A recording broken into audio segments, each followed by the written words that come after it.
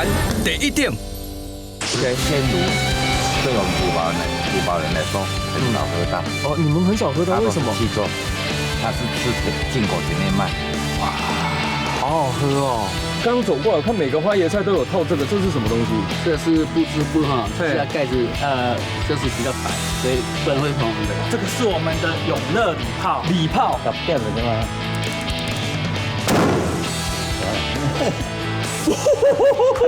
它有一点像茶叶的味道，哎，是菜脯又不是菜脯，然后像蔬菜新鲜的，但又不是那么的，好像刚摘起来烫过的感觉，而且很有阿嬤的味道。哎，很有蒸咖的味道。你有多久没有来到农村，走进乡下？你对农村跟乡下的印象是什么？但在彰化有2个地方绝对跟你想的不一样。有一个地方呢是福气宝地，因为牛而扭转乾坤。据说还有一个地方是用菜干来盖大楼，好奇吧？我们一起去看看。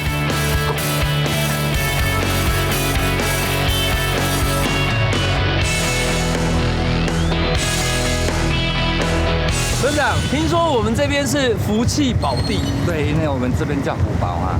福宝。对。哦，所以它是因为这个名字，然后变成福气宝地。对啊。那这边听说你们是扭转乾坤，为什么是扭转乾坤？因为我们这边有养殖全国最大的酪农区。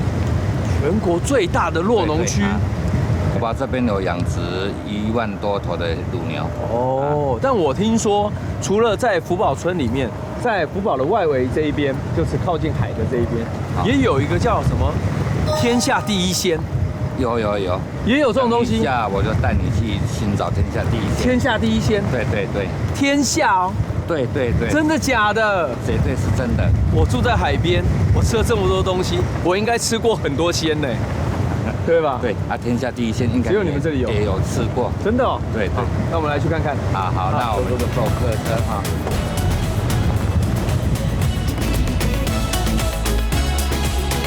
来福宝村跟着村长一起去挖宝，只是想要一探这天下第一鲜究竟是何方神圣，可得算准的时间，趁着退潮搭上渔民专用的铁牛跑车下海挖宝去。所以天下第一鲜，我知道在西岸彰化这边的王宫，或者是彰化的潮间带这边，有很多都是养殖这个蚵棚，所以是蚵吗？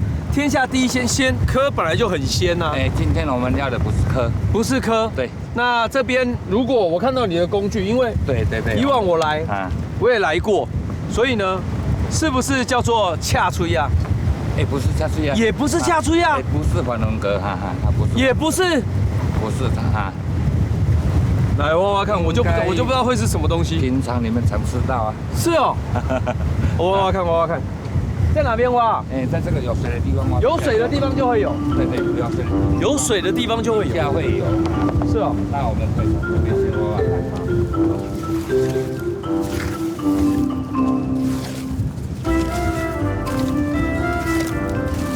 这是什么啊？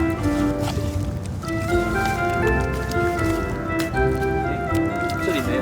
有。是这个。对，什么呢？是这个啊，对，天下第一鲜。天下第一鲜就是文蛤啊。对，当然是啊。天下第一鲜是文蛤。虾米，原来大家再熟悉不过的文蛤，就是天下第一鲜。相传清朝的乾隆皇帝下江南时啊，在苏州吃到了文蛤，因此呢，御封它为天下第一鲜。但我相信，就算没有乾隆皇帝赐封号，鲜美的文蛤绝对是有口皆碑啊！真的，文蛤其实蛤蜊汤、蛤蟆汤，其实真的是蛮鲜的。所以这边潮间带里面会有文蛤。对，这边野生的也很多啊，有一些是人家饲养的，所以放养的。真正在我们潮间带里面，除了有钓棚的蚵棚，然后还有恰吹啊，然后这边还有文蛤。对，所以在这片沙里面，到底还有哪些东西？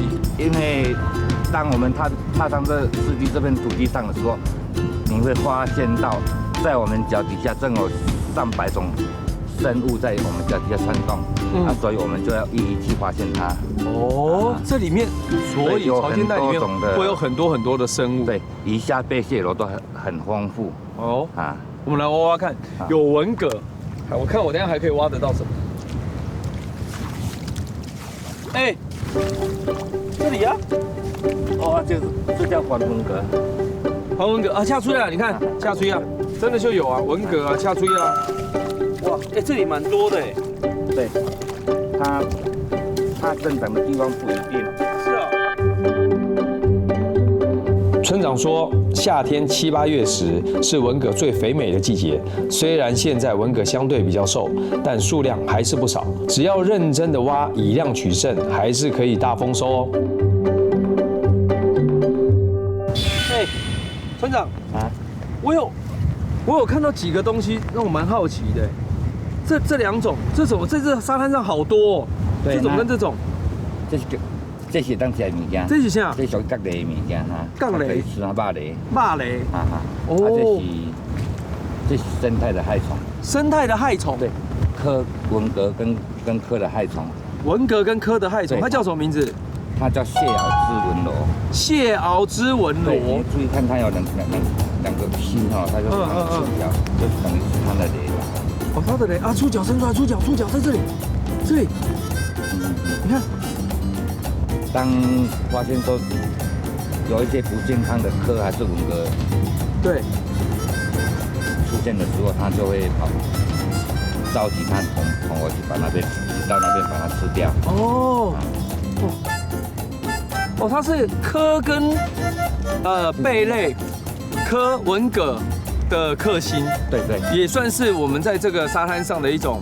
你要说它是害虫吗？也应该是不是的，也不算是害虫，跟乱物相克。对，其实它算是一个清道啊，它是清道夫的概念，清道夫的概念啊。可是对人类来说，它就是科跟文蛤克星哦，所以它会把一些就死掉的科跟死掉的文蛤，它会把它清干净的意思。对。哦，那其实对我来讲，它比较像清道夫的概念。以腐蚀鱼贝蟹为主的蟹螯之文螺是潮间带中的清道夫。根据研究，部分的蟹螯之文螺具有河豚毒，提醒大家一定要避免食用。除了文蛤，村长说，既然都来到了他们的冰箱，还有另外一鲜，当然也要来看看哦。刚刚挖完了天下第一鲜，现在村长要帮我们加码。我们来找这里就是精小能干的科。因为它呢都是在吸收日月精华，没有泡在水里，它长比较慢，但是呢，听说它比较 Q 弹，对，比较扎实，对不对？Q 弹是男人的威尔刚哦，因为男人的威尔刚，女人的美容站，对，来挖挖看，这要怎么挖？你小心嘞，你手唔好用到嘞，你手会用到啦。哦，他们都好猛，我都不用戴手套的。哦，看一下，这种现在是比较瘦了。哦，这个哦，哇，现在比较瘦嘛。这个比较真的是比较小颗哎。对，它比较小。对啊，但是我来找一下，我们曾经拍过科的心脏。我来找一下它的放图在哪里。你看这边，哦，真的哎，真的蛮细小的，哇，好鲜的味道，好想直接吃哦，但是又不敢。享受1天2次大海 SPA 的珍珠科，光用闻的都让人口水直流。结束海中挖宝行程，跟着村长回到了福宝村，一个和乳牛息息相关的村落。村长说，今天挖的文蛤还要吐沙4个小时。趁着空档，带我们来参观他们的乳牛彩绘村。听说当年第一只画在墙上的彩绘牛很有卖点哦。传弟，哎，所以我们要现在看你们就是福宝村里面的第一头彩绘牛。哦，第一头彩绘牛在前面，我带你去了哈。在哪里？那这是第一头画的牛哈。这个，对对对。哎，这是我们早上一定透会刷。仙呐，天下第一仙呐，鲜乳，对我们福宝人来说很少喝到。哦，你们很少喝到，为什么？去做，它是吃进口前面卖，好好喝哦。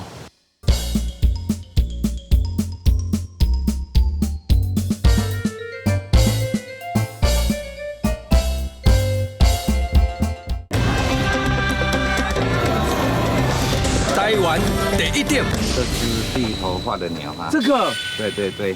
哇，哎，其实跟我们一般看到的那种，就是街头的艺术啊，都不太一样，但它也蛮特别的。所以这个艺术家应该很有怎么讲艺术天分。然后呢，他应该也是一个就是童心未泯的人，他应该年纪不大。对对，年纪应该也不小了啦。啊，其实当初就是因为社区营造嘛，对，想说把社区把它整理干净一点。对，因为墙上有那一种青苔，对，会产生病媒蚊。对。所以我们公所当初是补助我6桶油漆。对。当6桶油漆画完了以后，我儿子可能说我们来彩绘。你刚刚说这是你儿子画的？对对，我儿子跟我。你儿子跟你画的？你儿子几岁？我儿子他是小儿麻痹嘛，他现在今年39岁啊。这是几年前画的？这10年前。10年前他29岁的时候画的。对。哇，你们看不出来呢，你们的画风真的还蛮幼稚的哎。因为你们的画风好像那个国小课本，但是其实，在我们常常在外面看，对不对？很多我要怎么形容？就是说，当然画得好的人，我们把它称为工匠类，所以他就会有一个工匠的匠气。但是像这个，我就觉得这个很出自于发自内心的感觉。和大部分的农村一样，福宝村也面临了人口外流的问题。为了吸引人潮活络社区，10年前村长和儿子带头在自家斑驳的墙面上作画，以福宝的特色绘制了一系列的乳牛彩绘。当画完了以后，其实蹲在这边头昏昏的，爬上来的时候。我第一句就问我儿子说你画这个是什么？真的，我画的是说你画的这是什么？他说是牛啊。我说我第一句讲的应该是说是粗话了哈。这一头是猪还是牛？怎么有这么肥的牛了？其实真的都是真的很丑啊。不会啊，我觉得画得很好哎，就是说你只要不要看牛角好，不要看牛角，跟不要看它的这个尾巴，其实它还蛮像一头麝香猪的。对。其实我比较喜欢他刚开始第一支画的那一面墙，因为那个真的是让你觉得艺术就是这么一件事情，就是你如果不知道它背后的故事，你可能会觉得它就是一个不会画画的人把牛画成猪，但是你如果知道它背后的故事，你会觉得哇。这只是牛非牛是猪非猪的彩绘，好像也蛮温暖的。所以，但是因为有牛角啦，有这个，你一看你就知道，其实它是一头乳牛。对，因为户籍当初一心一意就是想把社区搞得美轮美奂这样，所以就有看到东西就画，什么东西就画两只脚。但是我觉得这很棒啊，只要你觉得你在做一件建设的事情，你也没有在破坏，你发自内心的想要去做它，那你就是做啊。那做了，其实你看它整个画风格是一模一样的，然后从那个墙，我现在远远看到从那个墙，这样一路过来，然后到这边过去，然后连那个堤防边的上面的乳牛斑，对，是会有乳牛斑。其实这整个就很有风格啊，有什么是不可以的？我又没有危害到别人，而且只要开进来，我就觉得，这里应该有很多的牛。对。福宝，一个对你我来说都很陌生的地名，却是台湾很重要的酪农产业区之一。走进这里，除了有浓浓的父子情深，有村长对村民以及土地的使命感，还有更多故事等着我们去挖掘。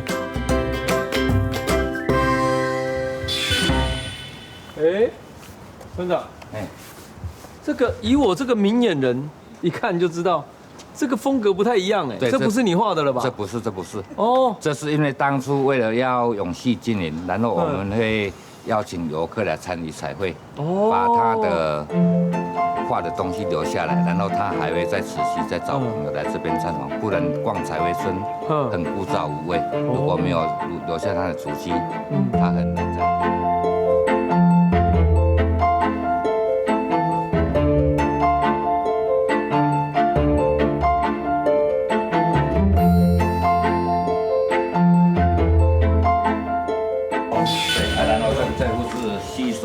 幸福人生哇，哎，刚好这个墙我们今天用得到哎，真的啦，来雅琪，过来啦，快点啦，我觉得你们就是安排好的了吧？大哥宇，来探班了就要上镜头，过来，快点，携手走出幸福人生，快点，对啊，你站这边，看，好，然后帮你们拍一张，你们两个好被罚，你们俩可以面对镜头吗？你们俩是被处罚是不是啊？你们被处罚了吗？等一下啦，转过来啦。啊，可不可以不要再拿机器？你会不会啊？不要我再教你，我在车上已经教很多人了。哇，哎，有爱心跑出来了，有爱心跑出来，叮叮，有爱心跑出来。对，而且你们又刚好穿黄色，你们是不是谁好的？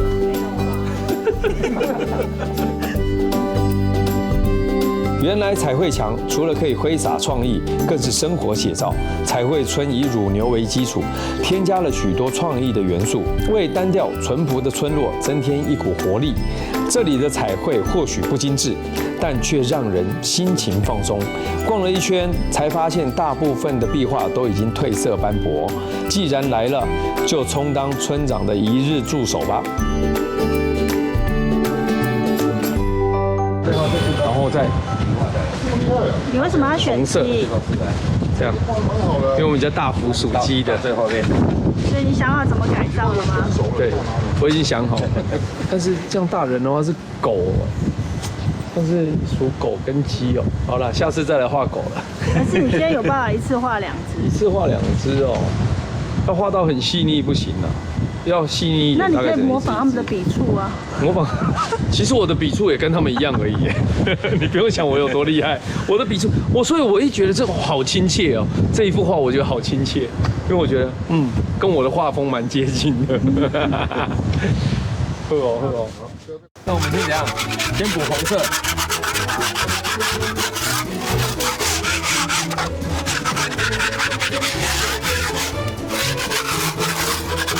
有没有觉得我很专业？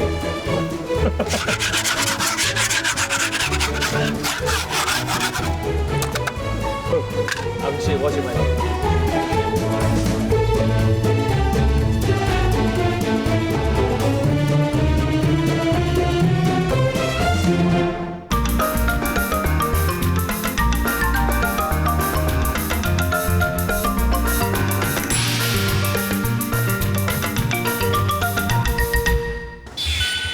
好了，我的鸡完成了，还可以吧？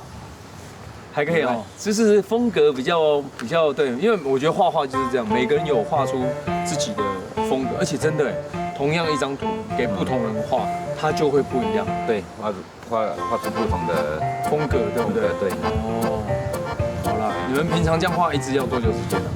大概1个多小时。1个多小时。刚起初的时候，一支是画将近1天。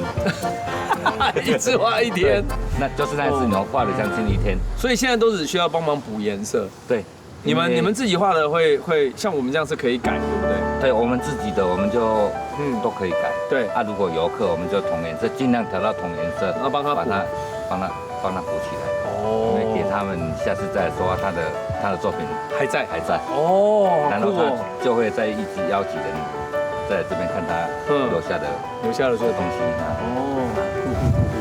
所以我这样画还可以了哈。可以。乳牛彩绘村，第一个印象我觉得好像就是一种很天真想要吸引观光客的想法，但我后来想一想，其实好像只是一个爸爸对于小孩他们中间连接的一个爱，那个爱会让我很感动。是我自己在那边画画，我也觉得，今天这要是我家外墙，我跟大福如果2个人在画画，我光想那个我也会很感动。献上缤纷的斗鸡，为我的福宝之行留下美丽的足迹。就在我付出劳力的同时，村长夫人已经准备好福宝大餐。听说菜色包含了农、渔、牧，除了今天挖的文蛤，还有牛奶跟地瓜。这是我们早上已经透过刷过哈。鲜呐，天下第一鲜呐。对，就是这个味道，没有添加什么调味料。对啊，因为现在是冬季啊，比较没有那么肥。哦，冬季没那么肥。再过差不多1个月左右就会很肥了。对。啊，这边为什么？哦，你们还有这个，因为是酪农嘛，对不对？酪农对，所以酪农有非常多的牛，还有牛奶。OK， 鲜乳对我们福宝人来说很少喝到。哦，你们很少喝到，为什么？气做。哦，都是气做的，所以你们很难得喝到。大众做手。哦，所以你们自己种的奶，自己反而喝不到。对。哇，我运气真好，一来我就可以喝得到都没有新鲜加工的，我们纯粹只是把它加热而已。新鲜的鲜奶，这个会不会甜的？哦，它的饲料你知道是什么吗？好，它是吃进口甜面麦。哦，真的哦，对啊，好像那个泡奶粉的感觉，但它不是泡的，对不对？不是。因为泡奶粉，我们奶粉哦，都还会有再加一些糖啊，一些添加物，因为它是营养的啦。那但是这个是完全没加过的，对。哇，好好喝哦。对呀，超好喝哎，很纯。哎，我觉得福宝实在太厉害了，说起来真的是农渔牧都有了，全国农渔牧农村庄就是这个地瓜啊，这直接就可以吃，连皮都可以吃。对，这是几号地瓜？57号，还弄57号。对。哦，哇，其实这样吃还是感觉不错。这样吃蛮好吃的。再喝一口牛来看看。好，再喝一口牛来看看。对，绝配。真的吗？真的，一口牛奶，一口地瓜。听说就花椰菜就可以盖大楼了。刚走过来，看每个花椰菜都有透这个，这是什么东西？这是不织布哈，这个盖子就是比较白，所以不然会黄的。这个是我们的永乐礼炮，这样子看看。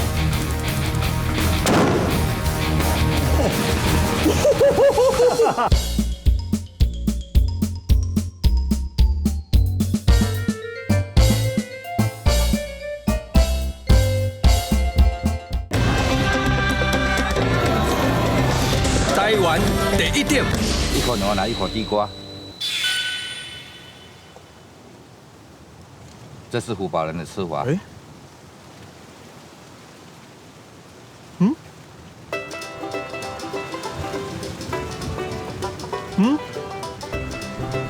我觉得一个很妙的一件事情呢，你没有吃地瓜以前，你会觉得这个鲜奶它的甜味非常的甜，但你吃了地瓜以后，它突然间把这个牛奶的甜消掉了。对，你再喝鲜奶，你就喝不到甜，你就完全喝得到它奶的味道。口感又很好。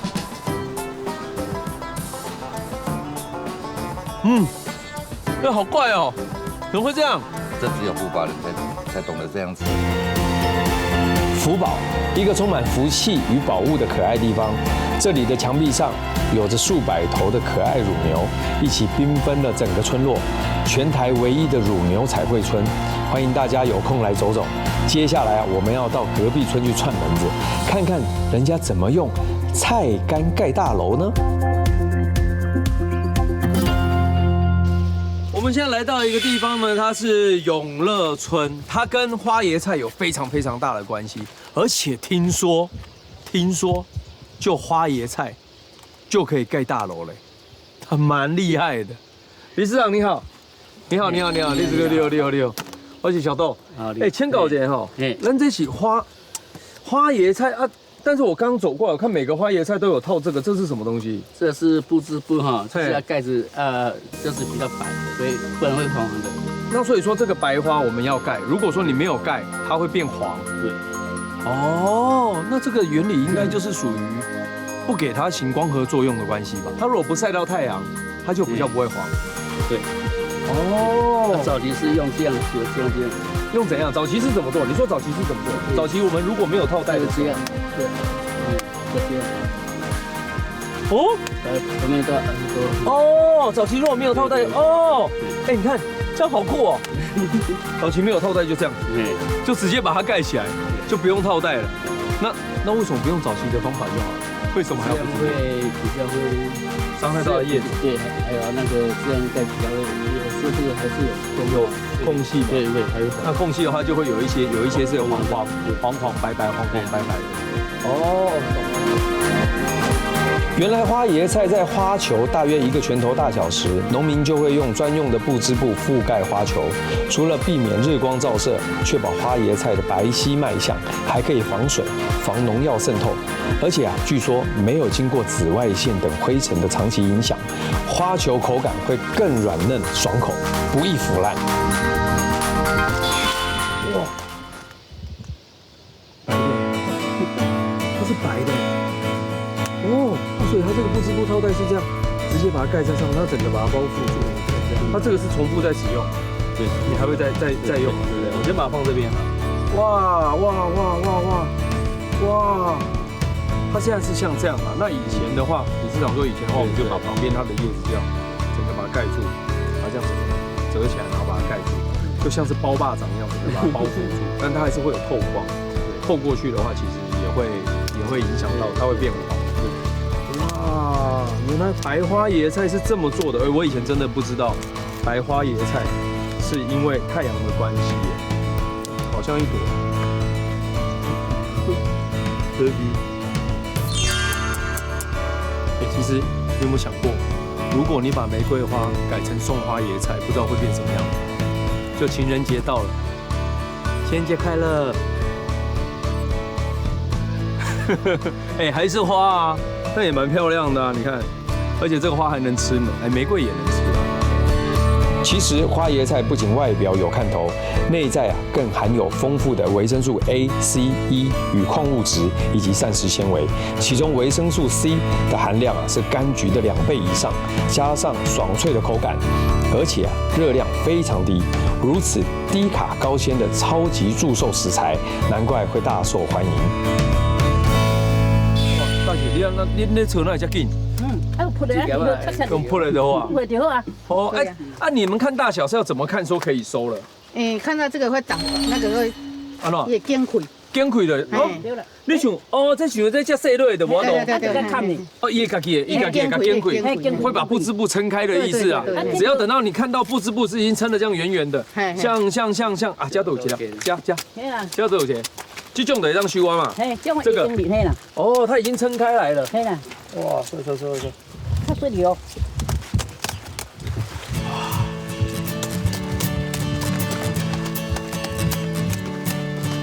我怕切到自己的手，你要弄在这边下面去，重心弹回啊，弹回来啊，手要放在下面，我那有标准吗？对啊。看那你猜吗？有一点点那个小叶子，有一点小叶子哦。哦，你是不是天秤座的？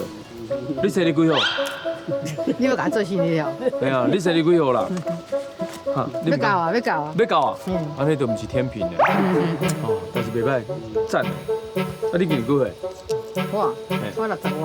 那有看起来40外呢？你拜托。你吃啊甜哦，我袂等啊。我这个人哦，就是靠嘴甜。大姐说，冬天因为气温低，花椰菜长得慢，甜度比夏天高。冬天吃花椰菜不但最美味，也是盛产的季节。不过，要是遇到产量过剩，这些农民们可就头痛了。所以才会衍生出永乐社区的不老英雄团，透过社区里的阿公阿嬷一起来做花椰菜干。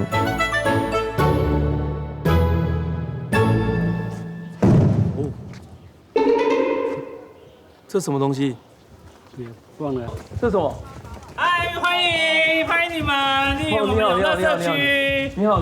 哎，是，你好。这个是什么？你们刚刚点的是什么？哦，这个是我们的永乐礼炮。礼炮？对，这是我们用竹筒泡的部分，然后我们用电土，用电土，用化学反应式对，阿豆你有玩过吗？我玩过，然后加水。其实这个元素，因为我们永乐社区有一个叫古礼迎亲，那我们就把它当做是我们要进行古礼迎亲，新娘要嫁出去的时候，跟迎娶新娘进来的时候，我们都要放这个礼炮。对，2、4、6、8，我的天哪，你是不是很怕这个炮？其实我蛮怕的，对不对？因为你戴耳塞，哇！我说奇怪，那时候没什么反应。哎呀，这样才能镇定啊！真的哇，但是我们大声哦，我们比较镇定的是我们的阿伯，我们的 pose， 80几岁。阿伯，你好，阿伯，你好，你今年几岁？我22年出的。哦，我当作你要跟我讲你22岁。22年是80几，80几了，80几岁了呢。哇，看起来也是很硬朗，好勇敢。啊，你放这炮你用袂惊？我放超过20年。超过20年啊！哎呦，我无读的。哦，我知。我无读。会当叫我点一个啊？会当叫我点？哎呀，竹筒炮玩的其实呢是化学反应，可以产生巨大的声响，但不具杀伤力。只要在竹筒里加点水等等，就可以放炮喽。啊？可以打开的话。好。好了，我给你搞点了，干嘛？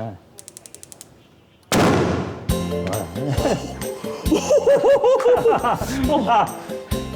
我感觉。无感觉，无感觉，什么意思？无感觉？无啦，无感觉，无啦。哇！无感觉。我的衣服都在震呢，可是咚！我有的时候会想，你没事玩这个炮干什么？但是你看到那个90几岁的阿公笑得非常非常开心，跟他在跟你讲这件事情，就觉得放这个炮其实是值得的，因为他开心，所以你为什么要阻止他开心？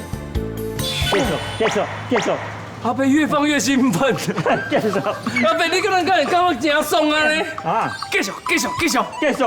哎呀，好啦，过了去，我再来一个，再一个。我全身好紧绷。不会了。无啊，过了去。好，你说你有你说。再过了去。无啊。因为这一个时间吼，时间若过了就无啊。这气一个时间尔。震撼焦虑。惊到。阿伯，我跟你讲，没，我即马拄则感觉吼真寒，但是我即马感觉真温暖，后规个拢烧起来。没有，哎呀，我开始好像在冒汗呢。天哪，没有玩过这个哎，好有趣哦。竹筒炮的发生原理就是利用碳化钙，也就是人称电石或电土的东西，接着将电土放到竹筒炮中，加入水，产生一种乙炔的气体。待气体充满竹管之后，再使用火苗来点燃，产生气爆的声音。好，没关系，你把它倒下去，它不会爆的。哦，真的吗？对，它不会爆的。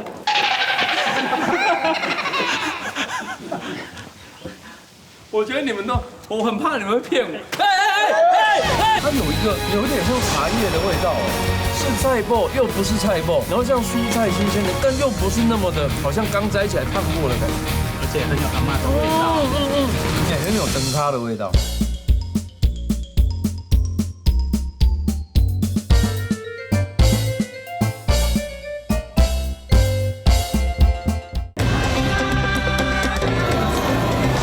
台湾第一点。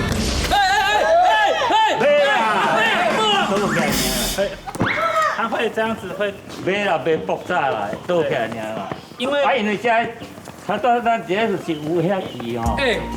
我嘛配啊，你真皮呢？啊，调皮，这皮本来就是皮，那不是皮啦，因为。但是等一下，我问一下哈，我要电点头你要修起来，那你怎么办？因为它哈点头，它你放上去火之后哈，它只要水挥发完就没了。对，所以你看看它挥发完了，对不对？它火这个它产生的泡沫，这个东西就是我们没有办法再使用，所以刚刚的火就是变成泡沫。哦。那这个呢，我们为什么会说它是环保？非常环保又好玩的炮，就是它接下来这一颗点头继续可以使用，继续玩我们的那个好，就是玩化学反应就对了，玩化学反应就是了。哦，但是点头一般人应该买不到。要去特殊。对，不要告诉大家，不要告诉大家，我怕这些小朋友，如果是像我家我儿子，他们就会弟弟走吧，我们去买点头。欢迎来我们永乐体验，安全。哇，好酷，好酷，好酷！是，好，那我们还是礼炮放完了，我们来去处理花野菜。永乐是一个活泼的社区，也是个团结的社区。为了让来访的游客从学习俗、玩习俗中认识永乐社区，推出精致的古礼迎亲队伍体验，让游客认识永乐这个好所在。而现在我也要来看看小小的菜干要怎么样盖大楼呢？现在要来削花椰菜，用下花椰菜，这是下起来要创啊？拍瓜，拍菜瓜啊，拍菜瓜，所以传说中拍菜瓜拍到起大楼就是恁嘛。会使安讲，臭肥哦。没这嘛真厉害嘞。对啊，当初为什么会想到说用来要拍花椰菜？是原底恁都有咧拍花椰菜，还是安那收留20多年前，永乐社区因为花椰菜生产过剩，农民尝试将花椰菜制成菜干。1998年开始贩售，银发志工卖菜干筹钱盖福利中心，在乡公所、县府齐心配合下，2009年终于美梦成真。哇，你们好团结哦！对呀，其实这就是一个社会，大家互相帮忙，其实还是比较重要的哈。对，对不对？哇，恁家拢几岁啊啦？哇，可怜。你哦，你我咧想差不多50几岁尔吧。 79尾咧创造，伊才18岁尔。你18岁尔？好，你真敢讲呢吼。没啦，你的心态差不多18岁尔。感谢你哦。对啊。18岁啦。做志工的永远都是还那么年轻啊，做志工的。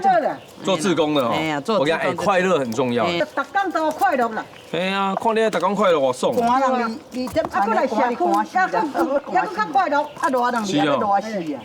啊？社区还佫较快乐。啊？下面，讲起来做来，这个就是一个叫做三姑六婆的概念啊，加一句，哎呀一句，加一句，加一句，我到底要听倒一遍？听无？听啊，我敢若听落去咧。啊，你为啊3遍4遍拢听？有啊，我有听，我会当一心二用啊，但是恁家已经一心好多用了。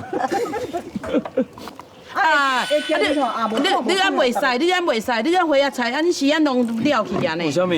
我你讲，唔是，咱那是花椰菜，爱有挂这个梗，安尼整颗，让晒起来才会漂亮。啊，你晒起来这样散，叫散沙啦。你看，你这样就是破坏了。你看这个，你看没有梗，什么都没有。不是，对，够跟恁开讲够高，代志都不想做。我们花椰菜干晒起来才会有一支。这样才会漂亮。再试一次。好，你看，好。再试一次。对。还有水鸡骨哦。对。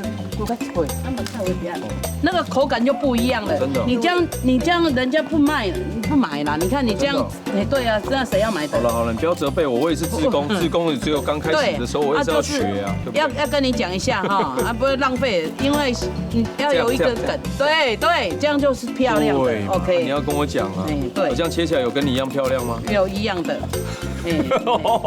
我跟你讲，自己要有自信呐。哇，又好哦。没有，这样可以吗？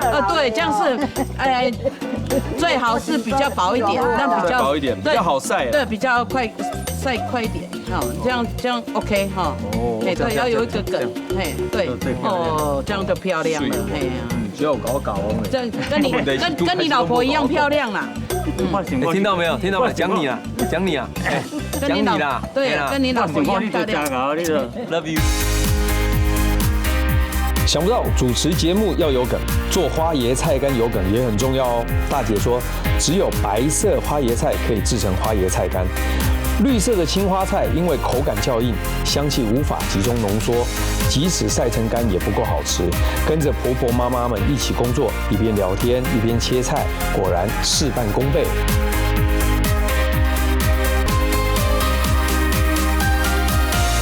让我们欢迎今天的少女团体 SHE 资深美少女。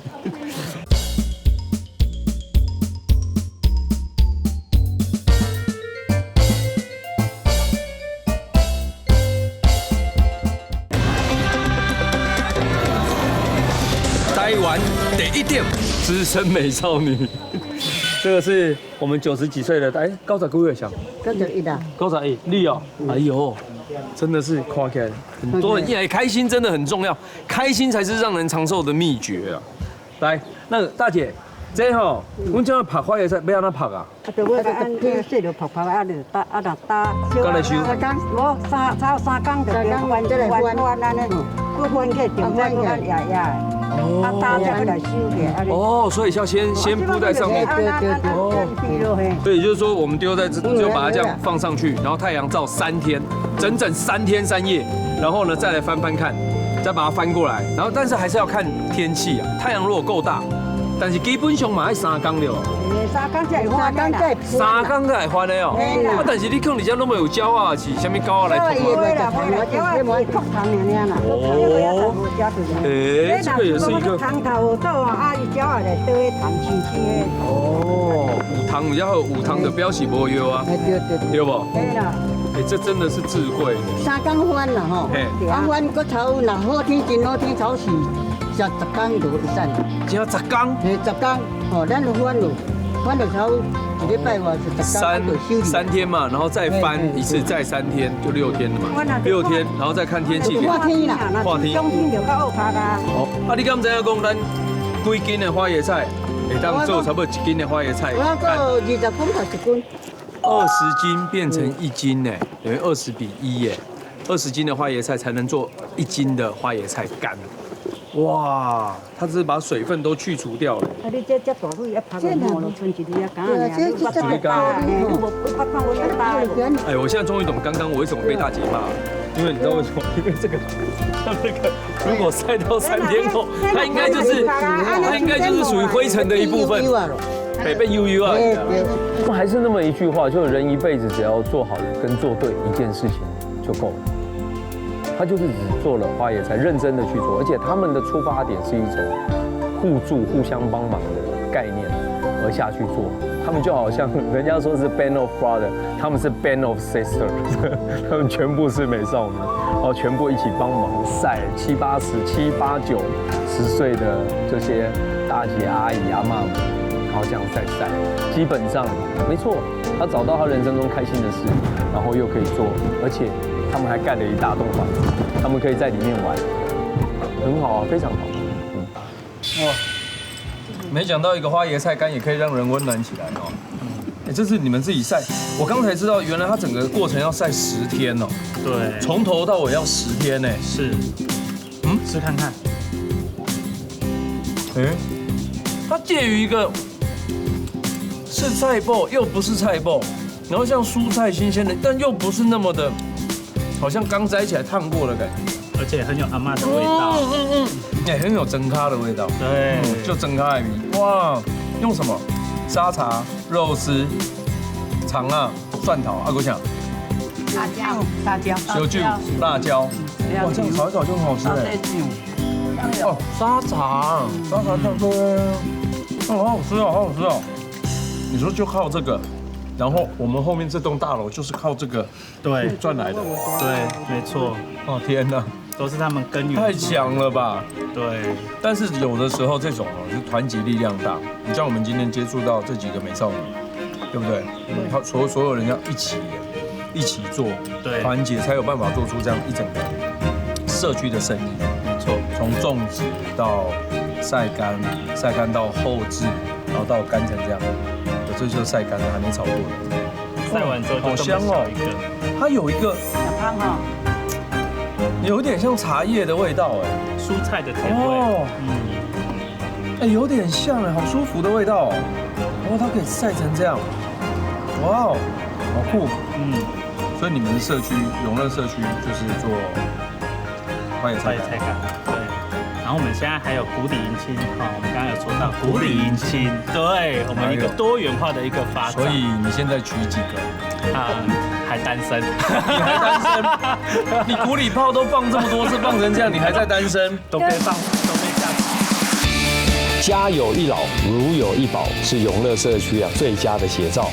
用菜干盖大楼的传奇，只有亲自到过这座美丽农村的朋友，才能真正的体会。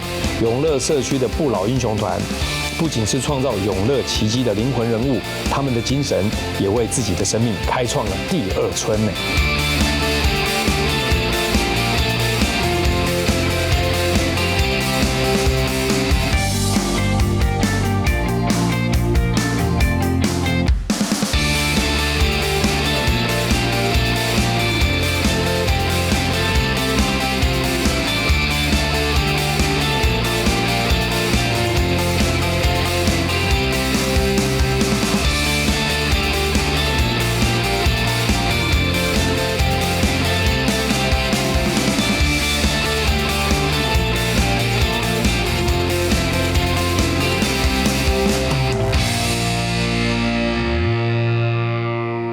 喜欢吗？记得按赞加订阅，台湾第一的，开启小铃铛哦。